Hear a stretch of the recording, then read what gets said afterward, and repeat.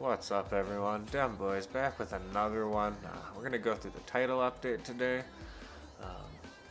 Be on the lookout. I will have an update to my free runner meta defense as far as how one of the things we'll cover here in this title update could potentially affect the free runner meta. I believe I've already whipped it, but that's only in practice mode. I want to take it into a game and just, be 100% sure before I put this out here. But don't fret if you saw that double team thing and saw, oh my goodness, can they double team my free runner and shut the whole mess down? Yeah, but no also. So I think I've found a way to turn that yeah into a no. When I'm 100% sure it'll come out. Be on the lookout. It won't be long. A couple hours this afternoon you'll have it. Key highlights. Let's jump right into it.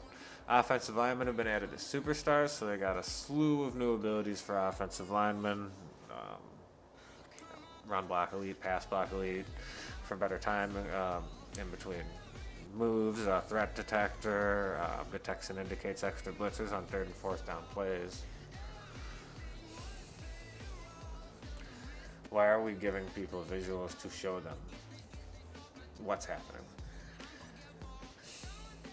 The last play thing where it tells you people's last play, I kind of thought was bad enough when they did that with the new consoles and added it. We called it the Patriots Spygate Madden, and now it's even more so. If you can't see the extra blitzers, whatever. There's all kinds of stuff like this that's just going to help worse players, close the skill gap. That's really what a lot of this does.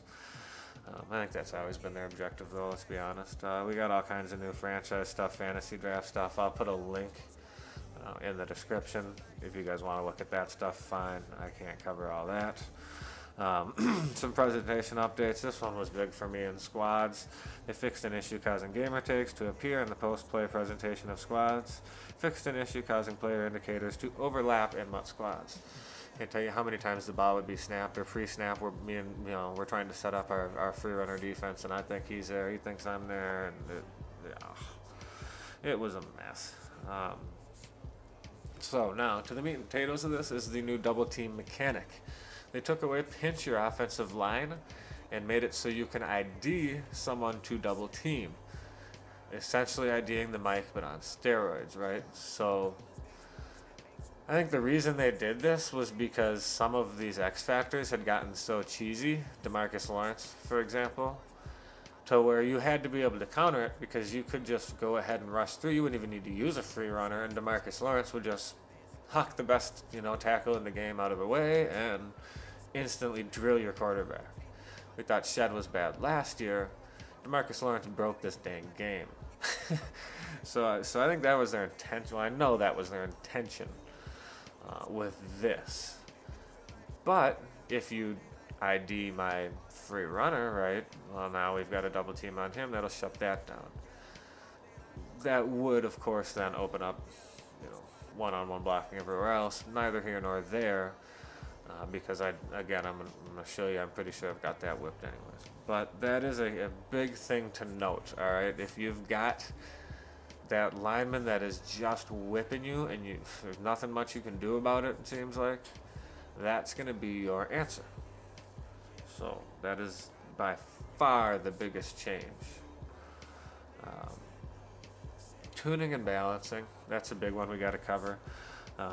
They have tuned some fumble stats and some stiff arm strength. We'll see. I've heard this before, and stuff's still been OP. The one thing I can tell you for sure is you can no longer spam A to stiff arm. You have to hit it once and time it right. We've been doing that with spin and juke for years. If that's a problem for you with stiff arm, work on your skills. That literally shouldn't change anything. I've seen people just kind of reading that and going, oh my goodness, and kind of freaking out. Really think about that. Can you do it with spin? Can you do it with juke? Can you do it with strip? Can you do it? We can do this, guys. Not serious. Not serious. Bug fixes. There's a few other, again, you'll have the link. Go check it out. It looks like quite the list, honestly. They also went ahead and added some new plays. What I've heard is that somewhere around 4 to 6 times a year, we're going to have title updates that are going to add plays to playbooks. It looks like they've added Patriots, Haas, Juke concept plays into the Patriots playbook, which I run. So if I believe that something there is noteworthy, once I get into it and find it and screw around with it, you'll have another video on that. So if you don't see a video on Haas Juke concepts within the next 2 days, it wasn't noteworthy. Put it that way. This is a good one. Fixed an issue preventing overalls from displaying correctly on the top player's selection. That had been annoying all year. That had driven me nuts. I'm like, come on, man. You guys come out with a new game, and at launch, it can't show us the opponent's best players. We have a problem with that? Okay. Also fixed an issue causing the top players only to show their default positions, which in essence had the same effect as the first issue, right? We just didn't get to see the correct overalls. We got a bunch of, I'm going to show you 272 overall players, and then you line up against a God Squad. Everybody's 90 overall. Huh? That really covers it. Again, as far as how this is going to affect us running the Patriots playbook, give me about 2 days